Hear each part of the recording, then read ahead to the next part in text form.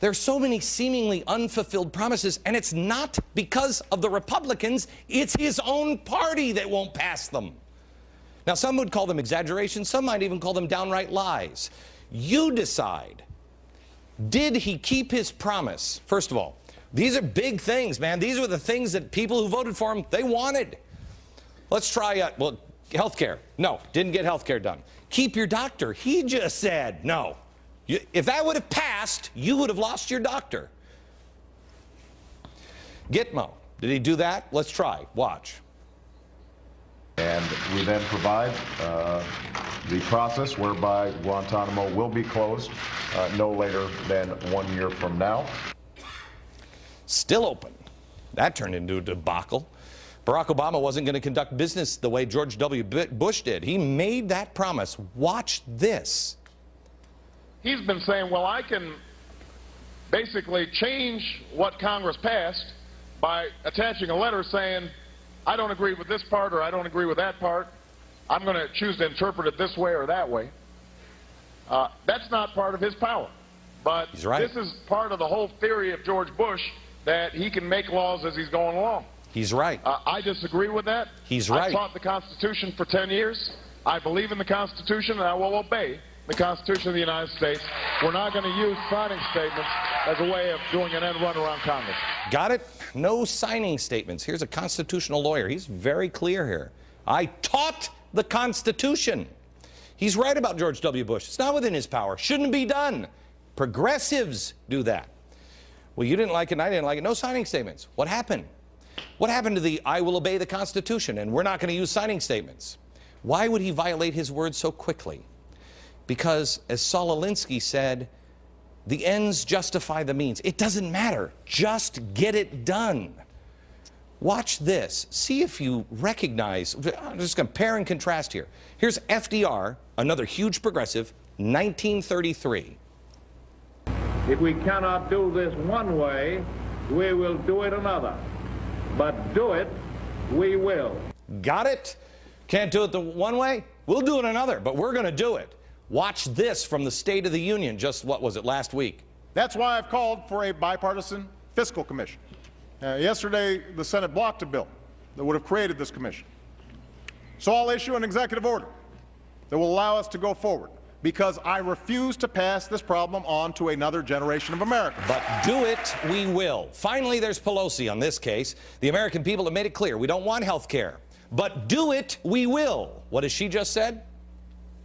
We go through the gate, the gate's closed, we'll go over the fence is too high, we'll pole vault in. If that doesn't work, we'll parachute in, but we're going to get health care reform passed for the American people, for what happened to the their own Constitution? personal health and Whatever. economic security. Whatever.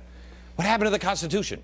Obama's signing statements were so offensive to Democrats that 4 of them, David Obey, Barney Frank, Nita Lowey, and Gregory Meeks of New York, wrote a letter denouncing his, quote, Bush-like signing statements. Oh, and the Democrat-controlled House voted to oppose the signing statements.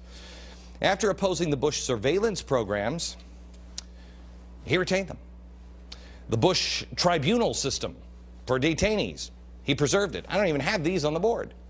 Not long ago, after violating his no lobbyists working in the White House pledge, this one killed me, no lobbyists working there. He brought, how many did we count the other day? 30? He had the audacity to bring up the lobbyist thing in the State of the Union. That's why we've excluded lobbyists from policy-making jobs or seats on federal boards and commissions. He's got 30 in his administration. Now, we just showed you some of these lobbyists the other day. I don't know if we have pictures of them. Yeah, here, this is me showing them. Okay? He repeated, after this, the non-existent fantasy figure of 2 million jobs created or saved. This was during the address again. Then he went further, saying that he was on track for another $1.5 million this, or 1.5 million jobs this year. First of all, understand this. Look it up. There is no metric measuring any kind of statistic like that. There's no measurement. Now, his own website claims that there were 650,000 jobs. Here it is, 650,000 jobs created or saved. Valerie Jarrett said thousands and thousands. It wouldn't be a surprise to me if I hear, Robert Gibbs today say, oh, billions of jobs have been created. It's a game. And what's the game on the number of jobs saved or created? To get you to focus on that number. Instead of, well, you know what? They're playing the same game all over. Watch this from the State of the Union.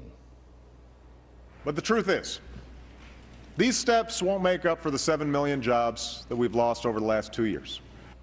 The 7 million jobs lost in the last 2 years. What does that do? That gets you to forget the last 2 years. The last 1 year. During the Bush administration, their last year in office, 3 million jobs were lost. That leaves him with jobs lost this year, 4 million. See the game? That goes really to the openness and transparency, the game. I mean, how are we supposed to, wouldn't it be nice, how refreshing it would be to actually get a glimpse into how our government solves problems or writes bills? At least 8 times he said that C-SPAN would broadcast the proceedings of congressional negotiations with health care. None of them have occurred. None of it. It's been closed-door, backroom, bribing process from the beginning. You know it and I know it. When running for office, this man pledged that he would end, and I looked at this tape today, I couldn't believe he actually said this, but he did. He said that he would end the war in Iraq by last year. Watch this. So we have to begin a phased withdrawal, have our combat troops out by March 31st of next year. But I want to make sure that we get all our combat troops out as quickly as we can safely. Now, the estimates are maybe that's 2 brigades per month. At that pace, it would be sometime in 2009. I opposed this war in 2002. I will bring this war to an end in 2009. It is time to bring our troops home. I think it's 2010 and they're still there. When he announced the spending freeze at the State of the Union, there was an audible gasp, mocking from Congress. I've never seen anything like it. Watch this. Starting in 2011, we are prepared to freeze government spending for 3 years. Now, I know that some in my own party will argue that we can't address the deficit or freeze government spending when so many are still hurting. And I agree, which is why this freeze won't take effect until next year, when the economy is stronger. Okay. A spending freeze also happens to be something that he was against. He attacked McCain during the campaign. Everybody mocked it and ridiculed it. The AP now has pointed out that it will save less than 1% of the predicted deficits over the next 10 years. Let me show you this. We tried to make this demonstration with water bottles. Here and underneath the table are 100 water bottles, okay? There are 17 of the 100 here. He's saying we're going to freeze spending. Well, to you and me, that means they're not going to spend anything. They're going to save all this. Okay. No. This water, spend it all. This water is what he's saying we're going to freeze. It doesn't mean you're not going to save it. You're going to spend all of it. You're going to drink all of this water, okay? But you're not going to be able to get any more water here. We're not going to borrow any more water from any place else. This is gone, but we're not borrowing any more on these. We will or may borrow more here. Got it? Little fuzzy on things, but he's pretty clear on this one. By the way, the estimated savings on the deficit over the next 10 years is this much water. Refreshing, isn't it? Oh, wouldn't it be refreshing to have a little honor or integrity? Or as he would describe it, transparency, because then it would give me what else he described, hope. We have an administration and a country that has been arrogant for a long, long time. But now it has gone so arrogant, it stands with a bow at its side, relaxed, with an attitude of invincibility, holding the torch out so it can see, not so the world can see it. We are becoming the Colossus of Rhodes, not Lady Liberty. And if we don't notice the difference that the French made to tell the Europeans we need to be more like this, if we don't notice the difference between even the stance, our civilization will crumble and lay in ruins for others to study for the next 800 years. Back in a minute.